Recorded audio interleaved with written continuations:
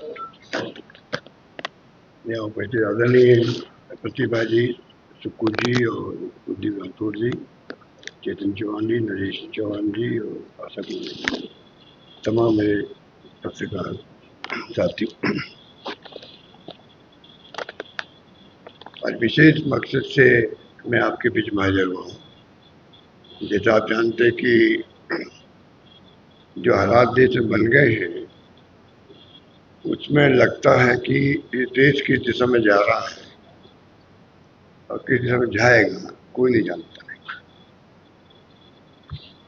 आज़ादी के बाद में लगातार कांग्रेस ने शासन किया और लोकतंत्र को मजबूत किया। आज जो हालात है देश के अंदर, एनडीए गवर्नमेंट चला रही है देश को, अगर ये रवैया रहता कांग्रेस का तो शायद ना तो मोदी जी प्रधानमंत्री बन पाते, ना लोकतंत्र कायम रहते। अब पूरी तरह राजनीति चल रही है जैसे कोई दुश्मन हो, नेता विपक्षी पार्टी दुश्मन हो, उस रूप में व्यवहार,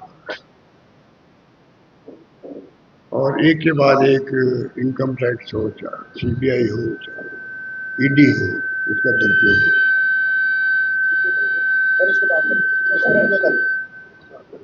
क्योंकि जिस रूप में आप सब देख रहे कि ईडी के माध्यम से कैसे शासन किया जाता है, वो हम सब देख रहे हैं। इलेक्टोरल बॉन्ड के वक्त में भी ईडी का बहुत उपयोग हुआ और आखिर में इलेक्टोरल बॉन्ड को सुप्रीम कोर्ट को सार्वजनिक बदलना पड़ा और हालात ऐसे बन गए हैं दुश्मनी के। एक तरफ तो कांग्रेस की विरासत है देश के अंदर, फ्रीडम मूवमेंट की, बड़े बड़े महापुरुष हुए, उस विरासत को समाप्त करने का प्रयास हो रहा है। आपको याद होगा जब मोदी जी बने प्रधानमंत्री तो कांग्रेस मुक्त भारत की बात करते थे, फिर विपक्ष की पार्टी मुक्त की बात होने लग गई। और गांधी परिवार के ऊपर तो विशेष इनकी कृपा है, जिस रूप में व्यवहार कर रहे हैं हाउस के अंदर हाउस के बाहर, जिस परिवार ने और जिस कांग्रेस ने देश को आज़ादी दिलवाई। मोतीलाल नेहरू से अगर बात करें हम लोग तो 1920 से किस प्रकार से उस जमाने के अंदर मोतीलाल नेहरू ने जब शुरुआत की राजनीति में, पंडित नेहरू ने शुरुआत करी, एक लंबा इतिहास है जो मैं नहीं जानना चाहूँगा। तो हाल ही में जो घटनाएं हुई है, जो चार्जशीट पेश की गई है सोनिया जी और राहुल जी के ऊपर, एक मजाक बन के रह गई। क्योंकि जिस नेशनल हेराल्ड की बात करते हैं लोग, आप सोचिएगा 1938 के अंदर जिस अखबार की शुरुआत हुई, 1938 से शुरुआत होकर के जो अखबार की शुरुआत हुई और जिस रूप में एसोसिएट जर्नल्स लिमिटेड की कंपनी बना करके, पब्लिक लिमिटेड कंपनी बना करके शुरुआत की गई पंडित नेहरू ने, और वही फ्रीडम मूवमेंट को गति देने के लिए नेशनल हेराल्ड की भूमिका हिंदी में नवजीवन भी, कौमी आवाज भी उर्दू के अंदर बहुत बड़ी रही है मूवमेंट के अंदर। उस अखबार की आप जानते हैं कि आप तो खुद मीडिया के साथी हैं कि अखबार की इकोनॉमी ऊपर नीचे होती रहती है, कई अखबार बंद भी हो जाते हैं, कि अखबार का प्रकाशन अस्थायी रूप से बंद हो जाता है। तो जो एसोसिएट जर्नल्स लिमिटेड कंपनी थी और नेशनल हेराल्ड था, उसकी स्थिति ये बन गई कि वो उसका प्रकाशन बंद हो गया, निकलना मजबूरी करना। कमेटी की ड्यूटी है, क्योंकि वो पहले से ही इस कंपनी को मदद करते आई थी। उन्होंने इनको 90 करोड़ रुपए दिए 10 साल के अंदर। 10 साल के अंदर 100 ट्रांजेक्शन से 100 बार चेक काटे गए होंगे, 100 ट्रांजेक्शन, 10 साल का पीरियड, और 90 करोड़ दिए गए। और एक कंपनी बनाई गई यंग इंडियंस के नाम से, जिससे कि ये, क्योंकि हम जानते थे कि हालात ऐसे थे नहीं तो हालात के अंदर, मुझे पता नहीं कि हिमाचल में कोई उस वक्त में संवाददाता कोई होंगे यहाँ, पर राजस्थान में बात कर सकता हूँ कि मिस्टर भार्गव थे, 15 साल से उनकी तनख्वाह नहीं मिल पा रही, तभी वो प्रेस कॉन्फ्रेंस आते थे। अभी तो हाल ही में उनकी डेथ हो गई। उन हालातों में नजर आ गया तमाम कर्मचारियों की, ना BRS मिल सकता, ना वो रिटायरमेंट बेनिफिट मिल सकता, ना तनख्वाह मिल सकती, ना PF मिल सकता। उस वक्त में इनकी मदद की गई और ये 90 करोड़ में 70 करोड़ रुपये खर्च किए गए, जो उनको तनख्वाह देने में, तनख्वाह चुकाने में, BRS देने में, PF देने में, और इस प्रकार से पूरा निपटारा किया गया जिससे कि कोई देनदारी नहीं रही हेराल्ड पर। इस प्रकार की शुरुआत करके एक प्रयास किया कांग्रेस ने, इस अखबार को वापस कैसे हम लोग पुनर्जीवित करें और वापस इसकी प्रकाशन शुरू करें। और आज प्रकाशन शुरू हो चुका है, उसका ऑनलाइन भी है, ऑफलाइन भी है। उस अखबार के बारे में जो किस्से कहानी माध्यम दिए गए कि 5,000 करोड़ की प्रॉपर्टी को खुर्द-बुर्द कर दिया गया। और आपको कहना चाहूंगा, इनकम टैक्स डिपार्टमेंट तो भारत सरकार का है, इसने कहा है कि 413 करोड़ का असेसमेंट किया है, वो भी असेसमेंट है, क्या 5,000 करोड़ का 4,000 करोड़। और 6 प्रॉपर्टी इनके पास में है, कंपनी के पास में, जेल के पास में, उसके अंदर 6 में से 5 प्रॉपर्टी जो है वो तो जो सरकार हम देते हैं अखबार वालों को, जो वो जमीन बेच नहीं सकता, लीज की तरह वो प्रॉपर्टी है। एक प्रॉपर्टी से लखनऊ में है, वो फ्री होल्ड की है। आप सोच सकते हैं कि कहाँ तो जमीनें जो है उनके पास में 413 करोड़ का हिसाब किताब इनकम ने लगाया भी है, तब भी वो जमीनें बिक नहीं सकती। तो आप सोच सकते हो कि खाली कागजों के अंदर है, पर जो माहौल देश में बनाया जा रहा है कि पूरे गांधी परिवार ने 5,000 करोड़ की संपत्तियों को खुर्द-बुर्द कर लिया है, अपने नाम करवा लिया है, कोई नाम नहीं कर। आज भी AJL, एसोसिएट जनरल लिमिटेड, तमाम प्रॉपर्टी उनके पास में है, वो देखभाल करते हैं, वो किराया वसूल करते हैं, वो खर्च कर रहे हैं।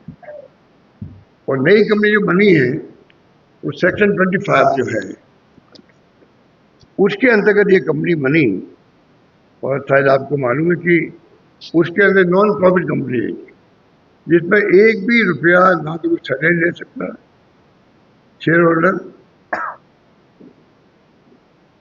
ना प्रॉफिट ले सकता है, नॉन प्रॉफिट कंपनी है ये। किसी प्रकार का कोई भी शेयर होल्डर कोई फायदा उठा नहीं सकता, और अभी तक किसी ने फायदा उठाया भी नहीं।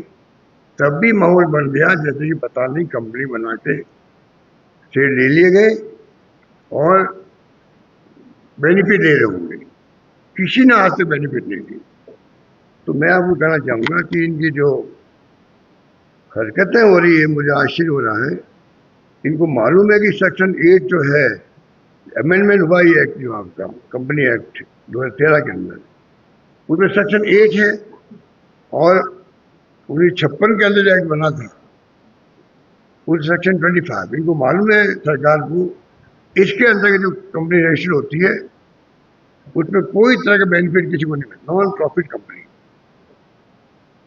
तो दुर्भाग्य की बात है कि जो माहौल बना दिया जाता है पूरा, आप देखते हैं कि मीडिया में जिस प्रकार से इसको आगे बढ़ाया गया और ऐसा माहौल बना दिया गया कि पता नहीं क्या क्या हो रहा है। मिस्टर सुब्रमण्यम स्वामी जो है, जिसने केस रजिस्टर कराया था, वो तो पीछे हट गए उस केस के अंदर। शुरुआत उन्होंने करी थी, वो पीछे हट गए, और बाद में जब ईडी ने खुद ने जांच करके क्लोज कर लिया केस को, क्लोज करने के बाद में आप कल्पना कीजिए कि वापस जो है सरकार ने ईडी के माध्यम से केस रजिस्टर कर और केस की शुरुआत कर ली पुणे। और ईडी ने क्लोज किया तो ईडी के ईडी के डायरेक्टर थे, उनको तबादला कर दिया, हटा दिया गया, डायरेक्टर ईडी हट गए, और जो केस की तफ्तीश करी थी आयु ने उसको हटा दिया गया, जिसका चालान पहले भी हाजिर था। इसलिए मैं आपको निवेदन कर रहा था कि इन हालातों में ये जो चल रहा है देश के अंदर हालात, सुब्रमण्यम स्वामी के वक्त में इलेक्शन कमीशन ऑफ इंडिया में भी एक केस एप्लीकेशन लगाई गई कि आपने लोन कैसे दिया, और कांग्रेस के खिलाफ में, तो उन्होंने डिसमिस कर the application, election commission dismiss कर दी, ईडी ने क्लोज कर दिया केस को तफ्तीश करने के बाद में।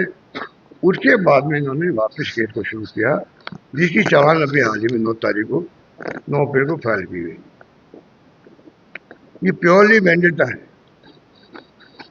प्योरली विपक्षी पार्टियों के खिलाफ में वेंडेटा है, और उसी रूप में ये लोग उसको देख रहे हैं। अब मैं जो आपको रिक्वेस्ट करना जा रहा था कि जो मशीनरी का दुरुपयोग हो रहा है जिस प्रकार से देश के अंदर, वो आप सब देख रहे हैं किस प्रकार के हालात बन गए देश के अंदर। और ये चार्जशीट पेश की गई है, वो अभी तक पब्लिक में आ ही नहीं रही है, ना तो कोर्ट ने कोई अभी तक कवरेज नहीं दिया, ना चार्जशीट बता रहे हैं कोई, खाली मीडिया के माध्यम से मालूम पड़ रहा है चार्जशीट पेश कर दी। तो इस प्रकार के हालात में देश चल रहा है, और मैं समझता हूँ कि ये अपना बहुत दुखद है। ईडी की खुद की ये स्थिति है, आपने देखा होगा पार्लियामेंट्री क्वेश्चन के जवाब में भी आ गया हो, ईडी की जो 1% इसकी सक्सेस रेट है, ईडी करीब 193 केसेज इन्होंने बनाए, उसमें 2 केस प्रूव कर पाए, 2 केस को प्रूव कर पाए, और तमाम केस जो है 98% केस पॉलिटिकल पार्टी जो अपोजिशन पार्टी हैं उनके खिलाफ ये बनाए गए। और आपको मालूम है कि वॉशिंग मशीन लगी हुई इनके पास, तो जो विपक्षी नेता कितने बड़ा करप्ट हो, मोदी जी ने खुद ने भोपाल में भाषण दिया एनसीपी नेता के खिलाफ में, 70,000 करोड़ का घोटाला कर दिया। 2 दिन बाद में उनको ज्वाइन वाली पार्टी सरकार में शामिल कर लिया और वित्त मंत्री बना दिया। इतने बड़े घोटालेबाज के ऊपर आरोप लगा 2 दिन पहले वही प्रधानमंत्री लगा है, 2 दिन बाद शपथ होती है उनकी, सरकार ज्वाइन करते हैं और वॉशिंग मशीन में सारे दूध खत्म हो जाते हैं। ऐसे आपको अनेक उदाहरण मिलेंगे। तो ये हालात है देश के अंदर, विपक्षी पार्टियों में ईडी ने आतंक मचा रखा है, इनकम टैक्स छापे पड़ते हैं, सीबीआई के माध्यम से क्या होता है आपको मालूम है। ये तीनों प्रीमियर एजेंसी देश की है, जिसमें हमें गर्व होना चाहिए। इन एजेंसियों का दुरुपयोग सरकार जिस प्रकार से कर रही है, इतिहास में आज तक ऐसा दुरुपयोग कभी नहीं हुआ। ये मैं आपको निवेदन करना चाहता हूँ, और समझ में नहीं मिला किसी को, 4 चीज पेश हुई है, मैं समझ में किसी को नहीं मिला। इसलिए मैं आपको यहाँ पर हाजिर हुआ हूँ कहने के लिए, हमारी पार्टी ने प्रोग्राम बनाया कि कम से कम हम मीडिया के माध्यम से बताएं देश को कि किस प्रकार की फासिस्टी ताकतें आके बैठ गई देश के अंदर, जो देश के लोकतंत्र को खतरा पैदा हो रहा है। इसलिए मैंने शुरू में कहा आपको कि देश किस दिशा में जा रहा है, किस दिशा में जाएगा, कोई नहीं जानता है। इन हालातों में देश में भय का माहौल है, और जो राजनीति हो रही है ध्रुवीकरण की, वो आप सबके सामने है।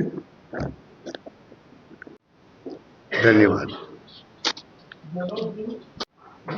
सुब्रमण्यम स्वामी के क्या स्टेटमेंट देते हो? सुब्रमण्यम स्वामी जी स्टेटमेंट दे रहे हैं मोदी जी अमित शाह जी के खिलाफ में। आजकल पहले उन्होंने केस किया सोनिया जी और राहुल जी के खिलाफ में, बाद में पता नहीं किन कारणों से 9 साल तक केस पेंडिंग रहा कोर्ट के अंदर, पता नहीं किन कारणों से सुब्रमण्यम स्वामी जी ने खुद ने रिक्वेस्ट कर दी अपने बयान दर्ज कराने के, नहीं बयान को रोकने के लिए, और बाद में जब मालूम पड़ा वो खुद ही बोलने लगे मोदी जी के और अमित शाह के खिलाफ में। आप पढ़ते होंगे सोशल मीडिया के अंदर क्या भाषा को काम दे रहे हैं, क्या आरोप लगा रहे हैं, आप किस मालूम। उसके बाद में सरकार ने खुद ने जब केस एफआईआर लगी एक प्रकार से ईडी के अंदर, सुप्रीम साहब ने खुद साइलेंट हो गए, खुद ने केस को उसको आगे नहीं बढ़ाया, तो उन्होंने खुद ने वापस केस को शुरू किया सरकार। खुद वहां पे था। जो आरोप लगाने राहुल गांधी जी वो पार्लियामेंट में लगा चुके हैं। सरकार को चाहिए कि कोई आरोप लगते हैं, आप तो सब वरिष्ठ साथी बैठे हुए हैं, कि आरोप कोई लगाए, विपक्षी पार्टी है। कांग्रेस शासन के अंदर जब कभी आरोप लगे तो कांग्रेस हमारा देखा भाई डेमोक्रेसी के अंदर पब्लिक क्या सोचेगी, एक्शन किए। कई मुख्यमंत्री हट गए, हमारे केंद्रीय मंत्री इस्तीफे हो गए, इनके राज में एक इस्तीफा नहीं हुआ। तो इनकी जो अप्रोच है वो फासिस्ट है। इसलिए मैंने कहा आपको कि ये डेमोक्रेसी में उचित नहीं है। बेटी प्रधानमंत्री ने खुद ने बना दिया है गांधी परिवार को, राजीव गांधी को जब थे वो, तो इस देश में राजीव गांधी, इंदिरा गांधी शहीद हुई है, कभी नाम लेते हैं लोग। आज देश का प्रधानमंत्री बनता है तो जो विरासत बनती आई है तो देश की, उसका जिक्र तो करते हैं कि पंडित नेहरू के बारे में लोग क्या कहते हैं। इसलिए मैंने बड़ा आरोप लगाया इनके ऊपर कि देश की जो विरासत है, देश के अंदर हमारी विरासत है जिसमें गर्व पूरे मुल्क को होना चाहिए, चाहे घर आती है जाती है। मोदी जी भी परमानेंट रहने वाले हैं, कांग्रेस परमानेंट नहीं रह रही थी, कई बार बदलाव भी हुआ है। तो आप सोच सकते हैं कि ये जो इनकी अप्रोच है, सोच है, वो उचित नहीं कहना चाहिए। करीब 28 केस चला दिए उनके ऊपर जगह जगह पर। जब टारगेट बना रहे हो आप विपक्षी पार्टियों को, कांग्रेस मुक्त भारतीय बात करते हो, गांधी परिवार पर अटैक करते हो, इनको पता है गांधी परिवार आज एक किससे कहते हैं लगभग 100 साल के इतिहास, 1920 के अंदर जिस परिवार में डेडेवाला कांड होने के बाद में जो भूमिका अदा करी है देश में, उस परिवार को आप चाहते हो कि मुक्त बन जाए कांग्रेस से। ये गर्व होना चाहिए देशवासियों में। आज भी हर घर में, हर गांव में गांधी परिवार की क्यों उनकी क्रेडिबिलिटी है उनकी, क्यों उनके ऊपर विश्वास लोगों का है कि कांग्रेस पार्टी आज जो है उनका केंद्र बिंदु गांधी परिवार क्यों है। रिसर्च इस पर होनी चाहिए।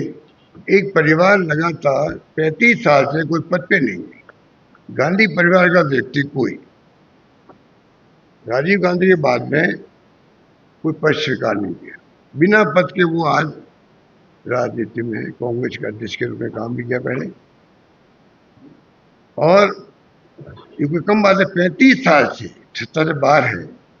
डॉक्टर मनमोहन सिंह के वक्त में उनको ऑफर किया गया प्रधानमंत्री से, राहुल गांधी को, उन्होंने विद ह्यूमिलिटी स्वीकार नहीं किया।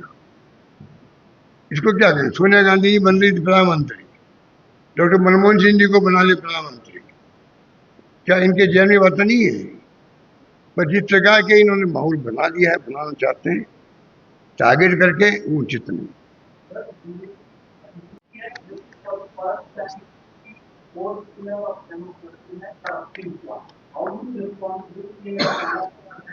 मैंने आपको कहा ना कि जो मैंने पूरी हिस्ट्री बताई आपको कि एक नेशनल हेल्थ और कंपनी जो एजेड है 1938 में स्थापित हुई, भूमिका थी फ्रीडम मूवमेंट के अंदर, नेशनल हेराल्ड की भी भूमिका थी।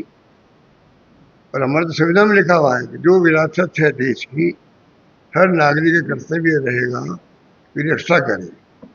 तो आज जब मैंने कहा आपको नई कंपनी बना करके जिस प्रकार से इसकी शुरुआत वापस रखवा की हुई है, और उसके बाद में ये बैग लेके आना, ये तो चीप पब्लिसिटी के अलावा कुछ नहीं है।